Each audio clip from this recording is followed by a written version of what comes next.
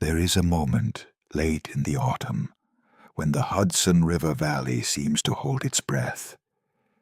It comes at the very end of the day, when the sun has already dipped behind the western ridgeline, and the sky above the river turns the color of a bruised plum, deep violet bleeding into a band of molten copper just along the horizon.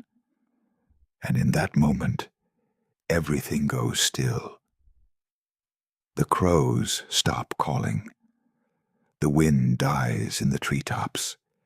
Even the river itself, that wide, dark, ancient ribbon of water moving slow and heavy between its forested banks, seems to pause in its endless crawl toward the sea.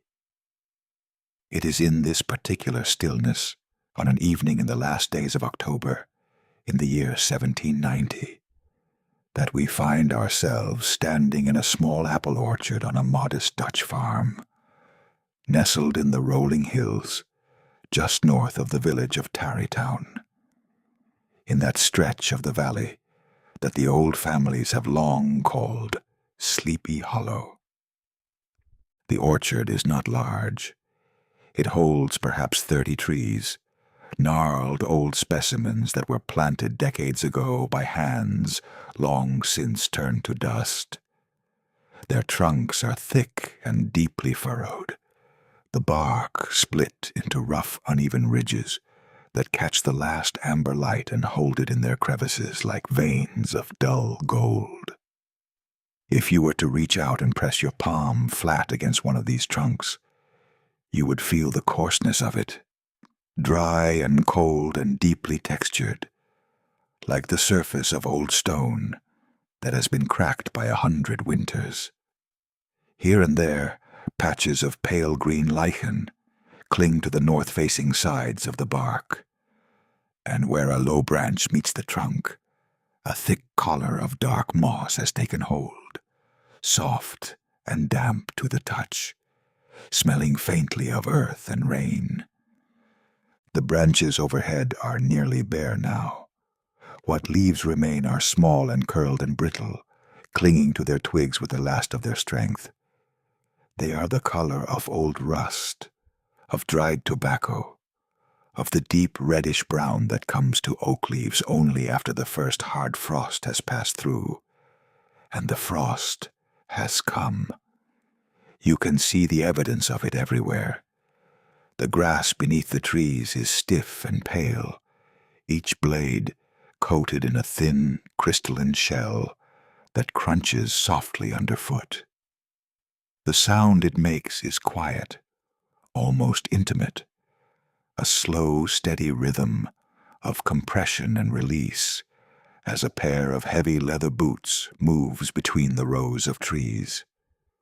The boots are old, thick-soled things, hand-stitched from cowhide that has darkened over the years to the color of chestnuts. They are scuffed and cracked along the toe, and their brass buckles have long since gone green with tarnish. But they are sturdy.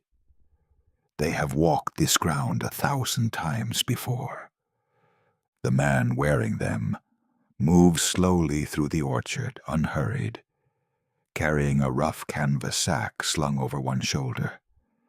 He is finishing the last chore of the day, gathering the few remaining apples that have fallen to the ground since morning. Most of the harvest is already done. The bulk of it was brought in weeks ago, bushel after bushel of firm, tart fruit, carried down the hill to the root cellar beneath the farmhouse, where they now rest in cool darkness on beds of dry straw. But a few always linger. A few always fall late, nudged loose by the wind, or simply surrendering at last to the pull of the earth. He finds them nestled in the frosted grass, half hidden beneath curled brown leaves. Some are perfect, small and hard and deeply red, cold to the touch, their skin pulled taut and gleaming faintly with a wax-like sheen. Others are bruised where they struck the ground, their flesh gone soft and brown on one side. and these he leaves for the deer, who will come silently in the night to nose through the fallen leaves and find them. The air is sharp. There is no other word for it. It enters the lungs like a blade, clean and cold, and faintly metallic, carrying with it the unmistakable scent of late autumn in this valley. It is a complex smell, layered and deep.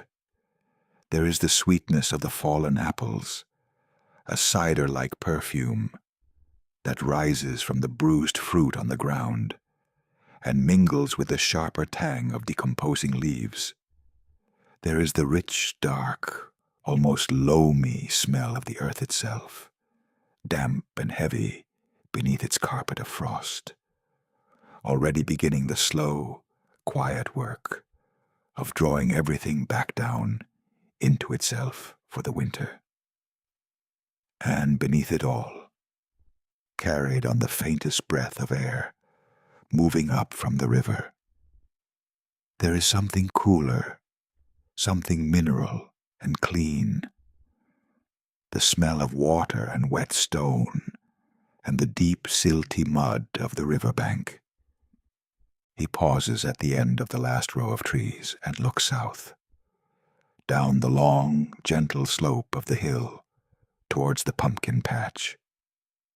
It is a small plot, perhaps half an acre, bordered on its lower side by a low stone wall that was built by his father and his father's father before him, the stones pulled one by one from the fields and stacked without mortar in the old Dutch fashion. The pumpkins are almost all gathered now. Only a handful remain, sitting heavy and round and deeply orange against the dark, bare soil. Their vines have gone brown and papery, sprawling across the ground like the tangled rigging of a ship run aground. He will collect the last of them tomorrow, perhaps, or the day after. There is no rush. The frost has not yet been hard enough to ruin them, and they seem content where they are, glowing faintly in the dying light, like embers scattered across the dark earth. The light is going fast now. The band of copper along the western horizon has narrowed to a thin, bright line, and above it the sky has deepened to a color that is almost indigo. The first stars are appearing, faint, hesitant pinpricks of white, trembling slightly, as if uncertain whether the day has truly ended. To the east, over the river, the sky is already fully dark, a vast and depthless black that seems to press down upon the water with a physical weight. And it is from this darkness, from the surface of the river itself, that the fog is beginning to rise. It comes slowly, as it always does on these cold autumn evenings. It does not rush or tumble or pour. It lifts, it exhales. It rises from the dark water like breath from the mouth of some enormous sleeping creature, curling upward in long, pale tendrils that catch what little light remains and hold it, glowing faintly silver-white against the blackness beyond. It moves across the surface of the river in slow, undulating waves, thickening as it goes, filling the low places between the banks, creeping into the marshes and the reed beds, and the shallow rocky inlets where the water barely moves at all. And then, gradually, inevitably, it begins to climb. It spills over the riverbank and slides into the fields. It moves through the tall, dead grass of the meadow at the bottom of the hill, swallowing it silently, erasing it from sight.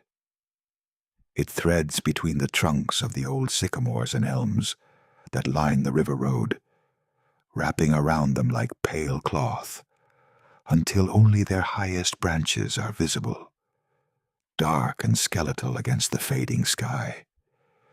This valley, has always gathered fog.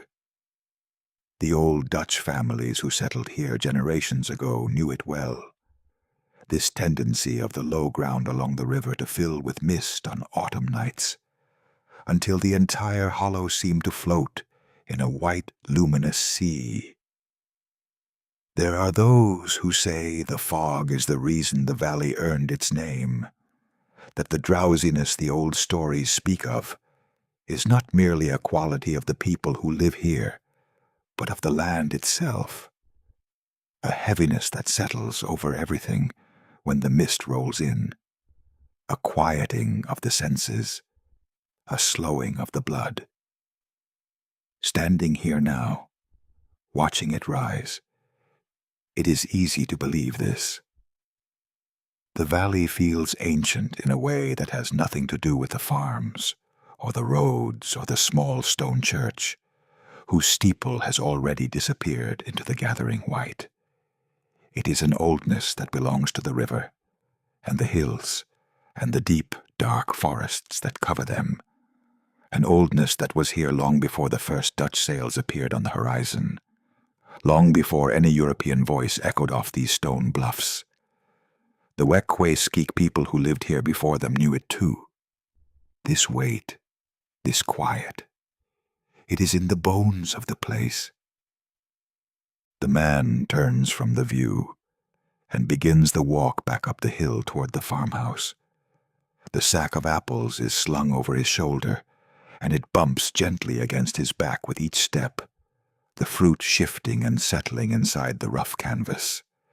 The frost crunches steadily beneath his boots. The orchard falls behind him, and ahead, at the top of the rise, the farmhouse waits.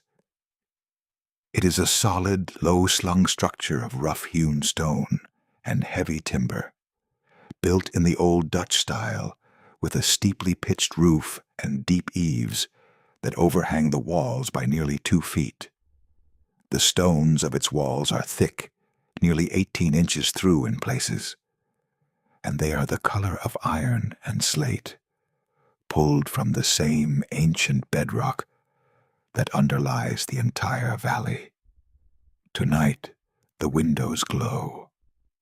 A warm, buttery yellow light spills from the small diamond-paned glass and falls in soft golden rectangles across the frosted ground outside.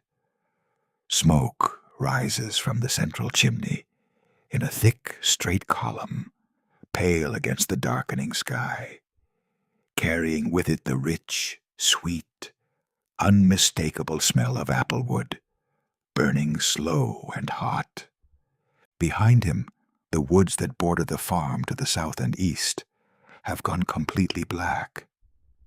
The trees, old oaks and chestnuts and towering tulip poplars, have merged into a single solid wall of darkness, impenetrable and vast.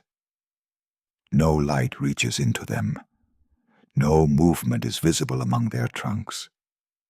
They stand in perfect, absolute silence, as they have stood for centuries, and the fog moves among them like something living, something patient, something that has all the time in the world. He does not look back. He walks steadily toward the light. Part 2. The Dutch Hearth. The door is a massive thing. It is built from 3 wide planks of white oak, each one nearly 2 inches thick, joined together with hand-forged iron straps that run horizontally across the back in heavy black bands. The wood has darkened over the decades to a deep, rich umber, and its surface is smooth in some places from the passage of countless hands, rough in others where the grain has risen and split under the assault of years of rain and frost and summer heat. The iron latch is a simple lever mechanism, blackened and slightly pitted with age, and it lifts with a sound that is somewhere between a click and a groan, a low metallic complaint that has become so familiar over the years, it barely registers anymore. He pushes the door inward, and it swings on its heavy iron hinges with a slow, deliberate weight, the kind of weight that belongs to things built not for beauty, but for endurance. He steps across the threshold, the sack of apples still over his shoulder, and the change is immediate. It is the warmth that reaches him first. Not gradually, not in stages, but all at once. A wall of it, dense and soft and enveloping, pressing against his face and his hands, and the front of his coat, like a living thing. It carries with it a smell so rich and so layered that it seems almost tangible, something you could reach out and take hold of. There is wood smoke, of course, the deep, sweet, resinous scent of applewood that has been burning for hours, reduced now to a bed of coals, so hot they glow white at their centers. But beneath the smoke there is something else, something savory and earthy and slow. The smell of root vegetables simmering in broth, of onions gone soft and translucent in a cast-iron pot, of turnips and carrots, and the last of the season's parsnips, all of them giving up their sugars to the patient heat. And threading through everything, sharp and bright and immediately recognizable, is the smell of spiced cider, cinnamon and clove, and the faintest whisper of dried ginger, rising in a thin curl of fragrant steam from somewhere deeper in the room. He sets the sack of apples down just inside the door, on the wide plank floor that is worn smooth and pale along its most traveled paths. Then he turns and closes the door behind him. It swings shut with a solid, satisfying thud, the sound of oak meeting oak, of mass against mass, and the cold that had been pressing at his back is suddenly, completely gone. He reaches up and slides the bar into place. It is a length of hickory, nearly 4 feet long and as thick as a man's forearm, and it drops into its iron brackets with a deep wooden clunk that seems to resonate through the walls of the house itself. The night is outside now, the fog, the darkness, the black and silent woods, the river with its slow exhalations of mist. All of it is out there, on the other side of 18 inches of stone and oak, and it can stay there. The bar is set, the door is sealed, the house is closed. And what a house it is! The room he stands in now is the main living space of the farmhouse, and it is dominated truly, completely, overwhelmingly dominated by the fireplace. It occupies nearly the entire back wall, a vast construction of rough-cut fieldstone that rises from the floor to the ceiling in a broad, slightly tapering column. The opening of the firebox itself is enormous, wide enough for a man to stand inside with his arms outstretched, and tall enough that he would barely need to duck his head. The lintel is a single slab of blue-gray stone, nearly 6 feet long, and it has been blackened by decades of smoke and heat until it gleams like polished obsidian in the firelight. The hearthstone is equally massive, a broad, flat expanse of the same blue-gray fieldstone extending nearly 4 feet into the room, its surface warm to the touch even through the thick soles of his boots. The stones of the firebox walls are fitted tightly together, but here and there the mortar between them has crumbled and been repointed, and these patches of newer, paler mortar stand out against the dark, soot-stained originals, like scars on old skin. The fire itself is past its most vigorous stage. The large logs that were laid hours ago have collapsed into a deep glowing bed of embers, a landscape of orange and white and deep, pulsing red that shifts and settles with small, quiet sounds. A soft hiss here, a faint pop there, the occasional whispered sigh of a pocket of sap finding its way to the surface and vanishing in a tiny burst of blue flame. But the heat it throws is immense. It radiates outward from the firebox in steady, rolling waves that you can feel on your skin from 10 feet away, and it has filled the entire room with a warmth that is not merely comfortable, but profound. A warmth that seems to penetrate the walls, the furniture, the very air itself, until everything in the room feels as though it has been gently, thoroughly, permanently heated from the inside out. He sheds his coat first. It is a heavy thing, a long, dark wool garment that reaches nearly to his knees, and it is cold and faintly damp from the evening air. He hangs it on a wooden peg by the door, where it will dry slowly through the night, the wool releasing its stored moisture in a faint lanolin-tinged steam that will be invisible by morning. Then the boots. He sits on a low wooden bench beside the door and works them off, one at a time, his fingers stiff and clumsy with cold. The leather is frigid, and the buckles resist him, and the simple act of pulling each boot free requires a patience that only deep tiredness can produce. He sets them on the hearthstone, close to the fire, but not too close, just near enough that the warmth will reach them, will slowly drive the cold and the damp from the leather, will soften them again by morning.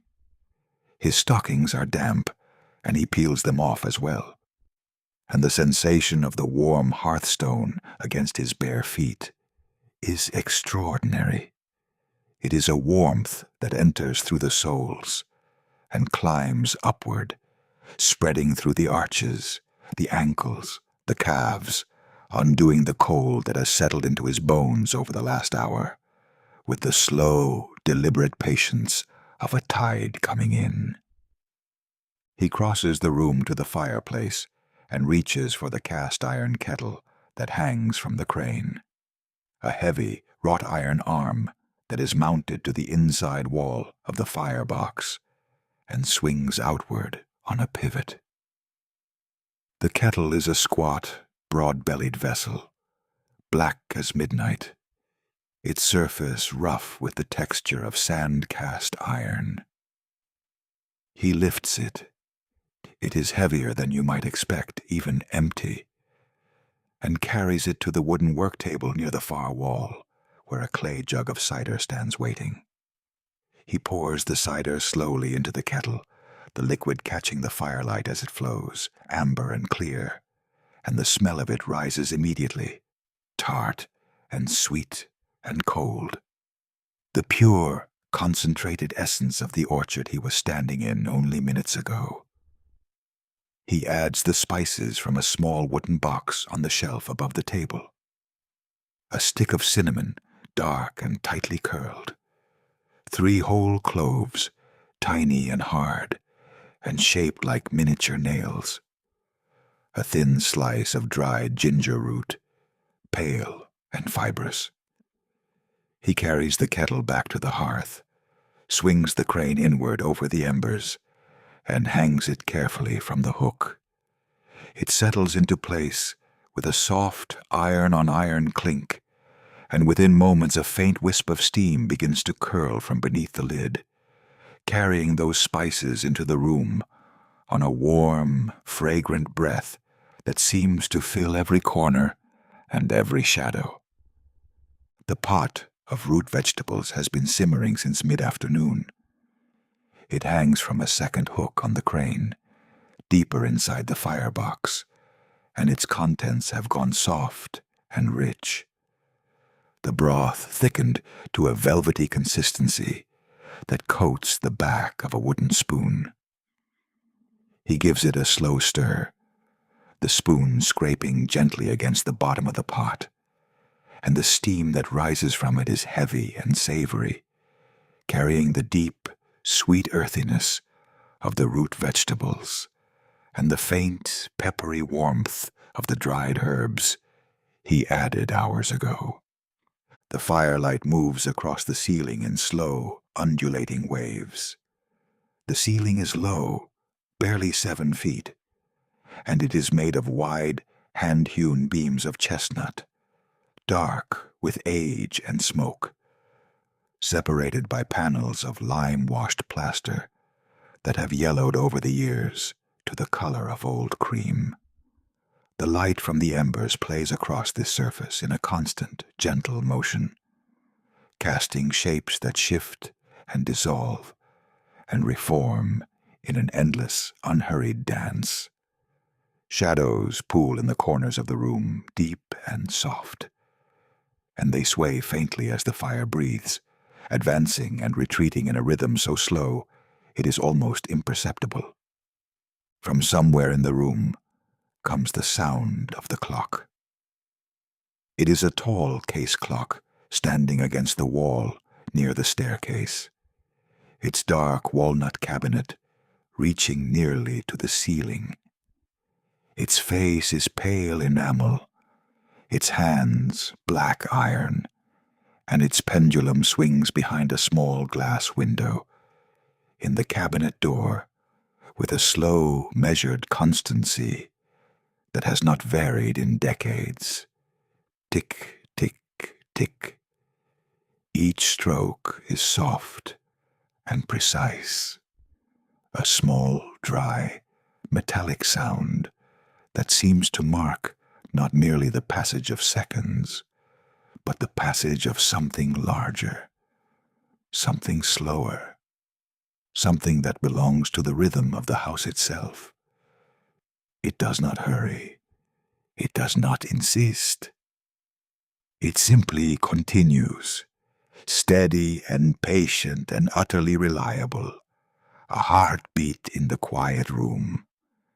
The rocking chair moves back and forth, back and forth. The runners creak softly against the plank floor in a rhythm that is not quite regular, not quite syncopated, but somewhere in between, a gentle, lulling imperfection that matches the ticking of the clock and the breathing of the fire. He stares into the embers. They glow in deep shifting shades of orange and red and white, and within their depths there are landscapes, tiny ridges and valleys and caverns of light, collapsing and rebuilding themselves in slow motion, endlessly patient. And the cold, the fog, the dark and ancient valley outside are nothing now but a memory held at bay by 18 inches of stone. The wind comes slowly at first, as it always does on these October nights. It does not arrive with any great announcement or sudden force. It begins as a whisper, a low, soft, barely audible murmur that moves through the tops of the tallest trees on the ridge above the farm, stirring the few remaining leaves with a sound like distant water running over smooth stones. You would not notice it if you were not listening for it. But sitting here, in the deep quiet of the farmhouse, with the fire breathing low, and the clock marking its patient rhythm against the silence, it is impossible not to hear it. It builds gradually, gathering itself in slow, unhurried stages, until it is no longer merely in the treetops, but pressing against the house itself. A steady, even pressure that finds every seam and every gap and every imperfection in the old structure, and speaks through them in a language of small, intimate sounds. The thick, diamond-paned windows rattle faintly in their leading. The plaster between the ceiling beams creaks. Somewhere above, in the steep-pitched attic beneath the roof, a loose shingle lifts and falls, in a soft, repetitive tap that is so regular it might be the house's own quiet pulse. And it is in this sound, this particular combination of wind and wood and old glass trembling in its frame, that the stories live. They have always lived here, in the in-between places, in the sounds that are not quite sounds, in the shapes that are not quite shapes, in the fog and the darkness and the strange heavy stillness that settles over this valley when the autumn deepens and the nights grow long. They are not stories you go looking for. They are stories that find you. They drift in through the cracks, carried on the wind like wood smoke, like the smell of the river, like the cold itself. And tonight, as the embers glow and the cider cools in its earthenware mug, and the wool blanket holds its gentle weight against his chest, the stories come. The oldest ones belong to the people who were here before anyone else. The Waeskik, who fished the river and hunted the forested hills for generations beyond counting, spoke of this valley as a place where the boundary between the waking world and the sleeping world was thinner than it was anywhere else. They said the spirits of the land were not hostile, not dangerous, but deeply, profoundly present, watchful presences that move through the hollows and the ravines, and the dense stands of ancient hemlock, with a patience that made the turning of the seasons seem hasty by comparison. They were in the mist that rose from the creek on cool mornings. They were in the stillness that fell over the forest at midday, when the birds stopped singing for no apparent reason, and the air itself seemed to thicken and hold. They were in the sound of the river at night, that low, constant murmur that carried up through the dark and settled over the valley like a blanket, muffling everything, softening everything, drawing everything gently downward toward sleep.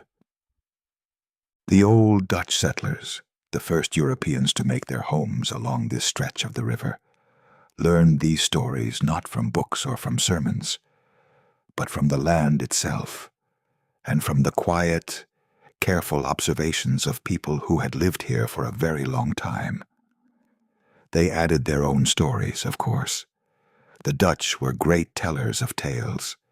They carried with them from the old country a deep and abiding fondness for the uncanny, for ghost lights on the moor, for phantom coaches on the road, for the strange and inexplicable things that happened at the edges of the known world, where the firelight ended and the darkness began.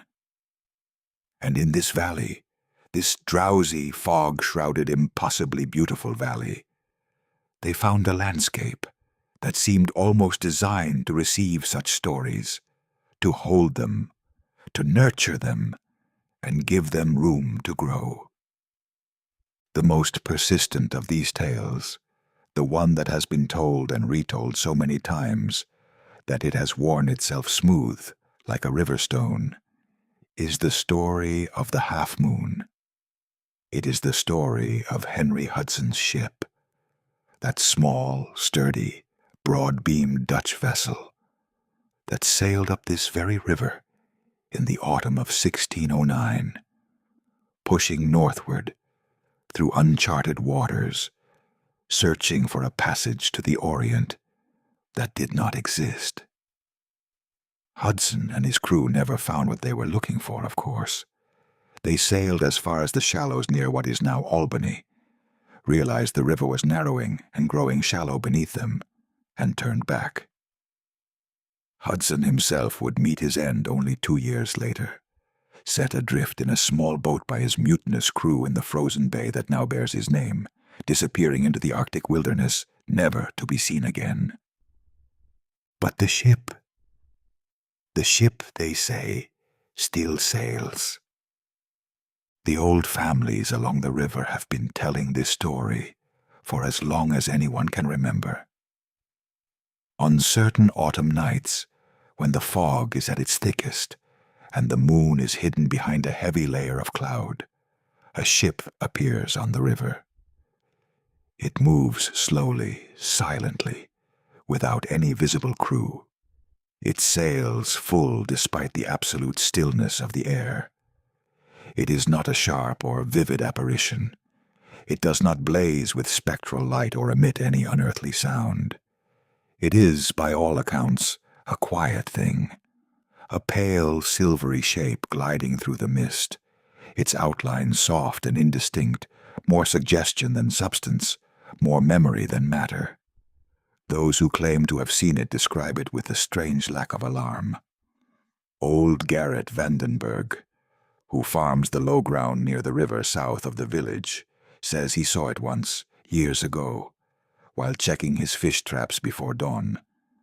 He said it passed no more than 100 yards from the bank, drifting northward against the current, and that the only thing he felt was a deep, pervasive calm, a heaviness in his limbs, a slowing of his thoughts, as though the ship carried with it not fear but sleep, not dread, but an ancient, bottomless quietude that settled over the water and the land, and everything that breathed within its reach. It is a comforting story in its way. There is nothing threatening in it. The ship does not pursue. It does not beckon. It simply passes, as it has always passed, making its silent way upriver through the fog, repeating a journey that ended nearly 2 centuries ago, with the same patient, unhurried persistence as the river itself. It belongs to the valley, the way the fog belongs to the valley, the way the old trees belong to the valley, the way the stones beneath the soil belong to the valley, not as an intrusion, but as a feature, a quality, an essential part of the landscape's deep and dreaming character. The wind shifts. The shingle in the attic taps twice, quickly, and then falls silent. The fire settles, and a log that has burned through at its center collapses softly into the ember bed, sending a brief shower of tiny sparks upward into the dark throat of the chimney. And the mind, drifting now in that warm and borderless space between thought and reverie, turns to the other story, the older one, the stranger one, the one about the horseman. It is never told the same way twice. Every family in the hollow has their own version, their own particular arrangement of the details, and no 2 arrangements agree on everything, but the center holds. There is, they say, a rider. He comes on autumn nights, when the darkness is total, and the fog has swallowed the roads, and the covered bridge that crosses the Pocantico Creek stands empty and black beneath its heavy timber roof. He rides fast, faster than any living horse should be able to run on those rutted, root-tangled roads, and the sound of his passing is unmistakable. A hard, rhythmic drumming of hooves on packed earth that carries through the fog with a strange, muffled clarity, as though the sound is traveling not through air, but through the ground itself, transmitted by the ancient bedrock, felt as much as heard. But he is always distant. That is the thing about the horseman that the old stories agree upon most consistently. He is always somewhere else. He is on the far side of the creek. He is beyond the next hill. He is deep in the woods, on the old wagon road that no one uses anymore, the one that leads north through the forest toward the high pastures above the valley. You hear the hooves. You feel them in the floor beneath your feet. A faint, rhythmic vibration that is almost indistinguishable from the beating of your own heart. But you do not see him. He does not come to the door. He does not appear at the window. He passes through the valley like weather, like wind, like the memory of something that happened long ago to someone you never knew. And by the time you think to wonder whether you truly heard what you thought you heard, the sound has faded, absorbed back into the fog and the silence and the enormous patient darkness of the woods. Sitting here now in the amber glow of the embers, with the blanket drawn close and the cider warming the belly and the clock ticking its slow mechanical lullaby against the quiet, these stories feel less like stories and more like the texture of the place itself. They are woven into the valley, the way the roots of the old oaks are woven into the hillside, so deeply, so thoroughly, that to remove them would be to change the character of the land beyond recognition. They are not warnings. They are not omens.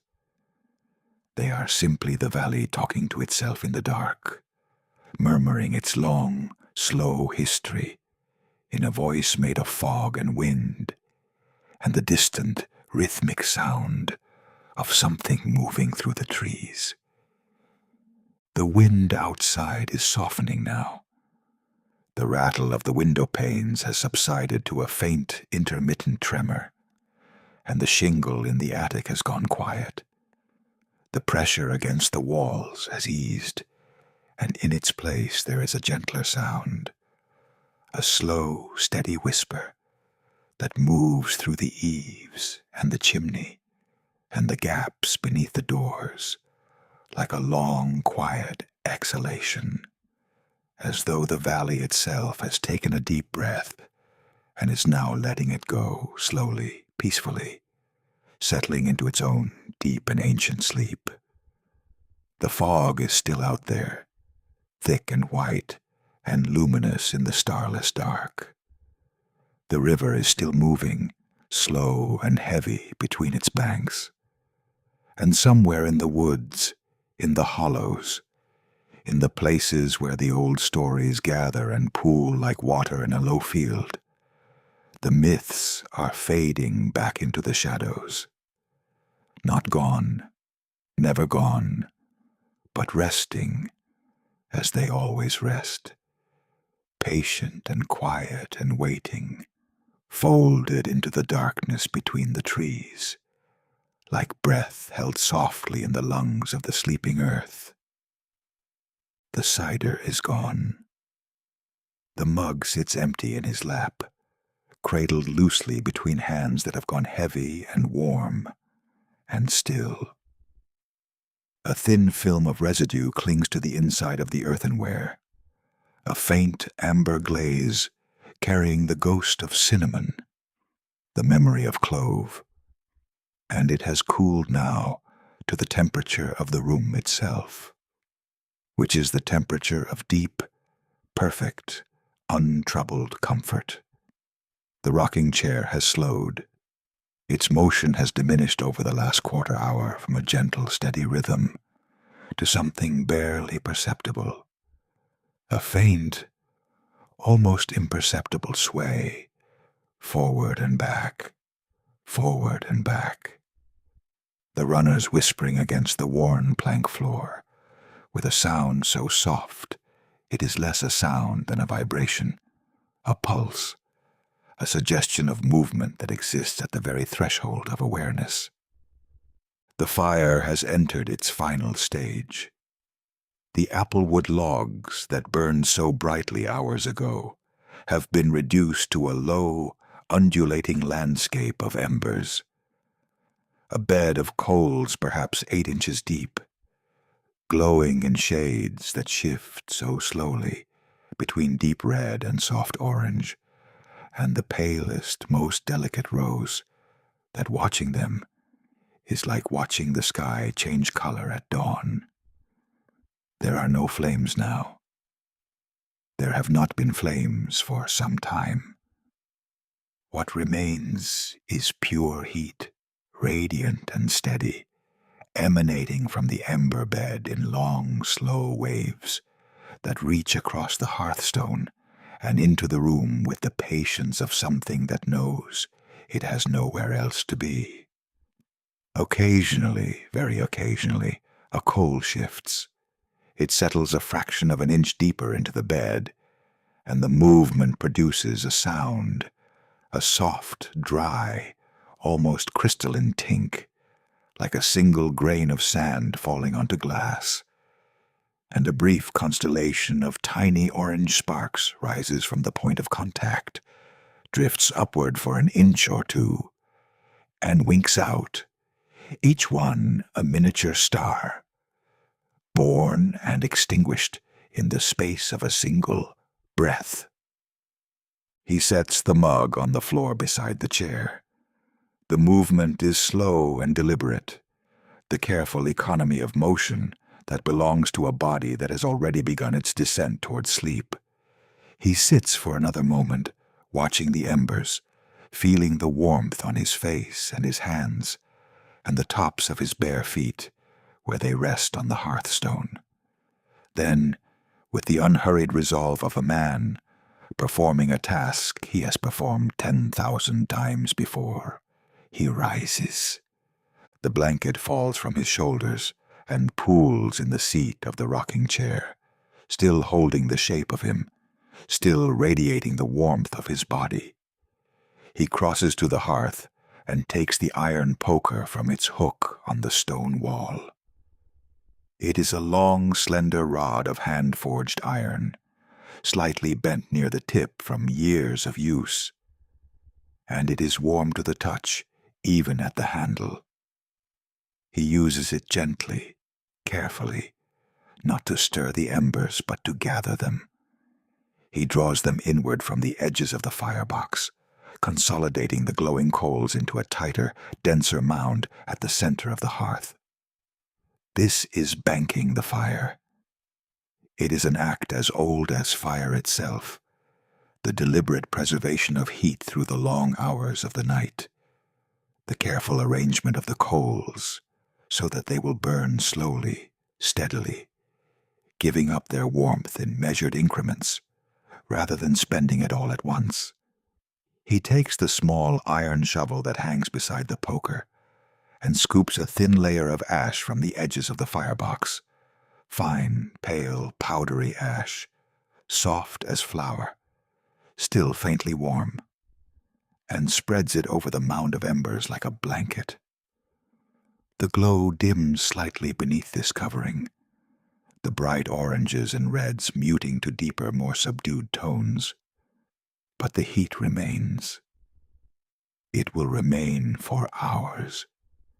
It will be there in the morning, a core of living warmth buried beneath the gray, waiting to be uncovered and fed, and brought back to life with nothing more than a handful of dry kindling and a single steady breath.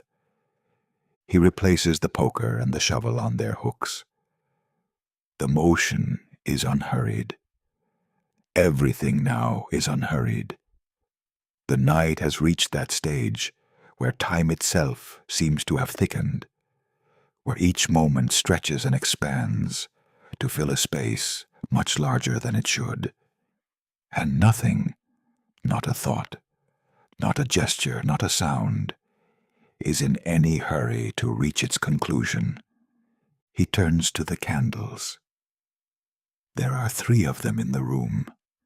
The first sits on the mantelpiece above the fireplace, a thick tallow candle in a simple iron holder, its flame guttering low, the wick drowning in a shallow pool of melted fat that has gone soft and translucent in the heat.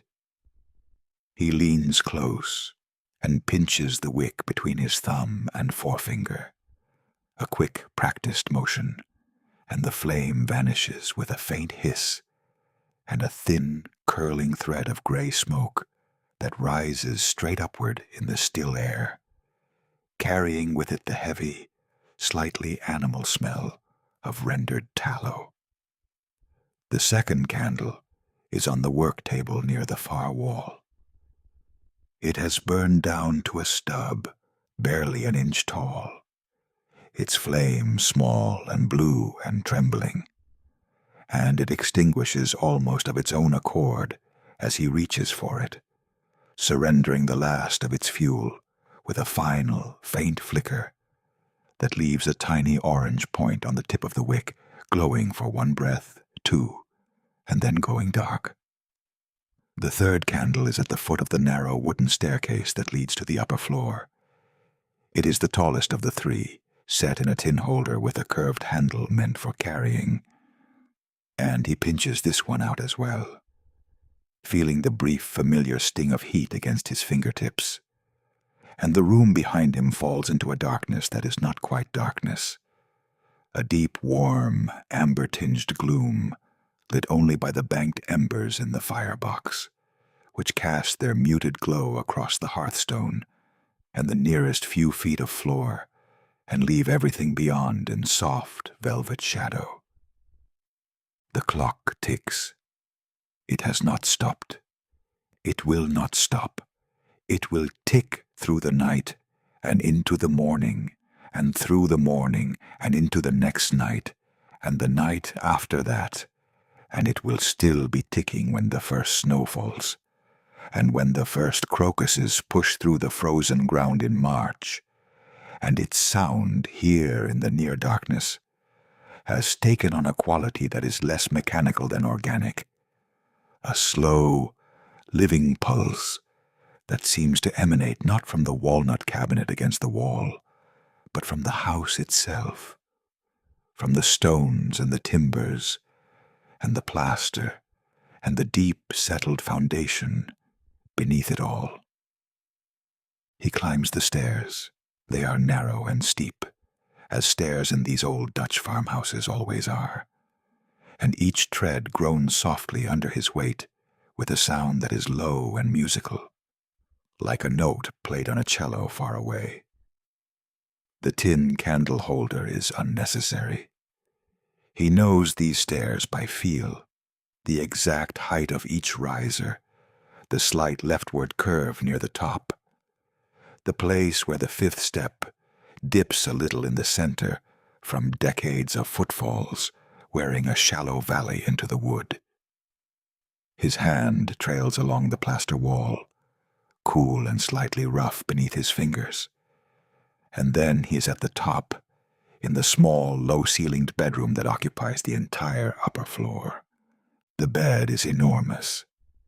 It is a Dutch Kaas bed, built into an alcove against the far wall, its frame constructed from heavy oak timbers that are nearly black with age.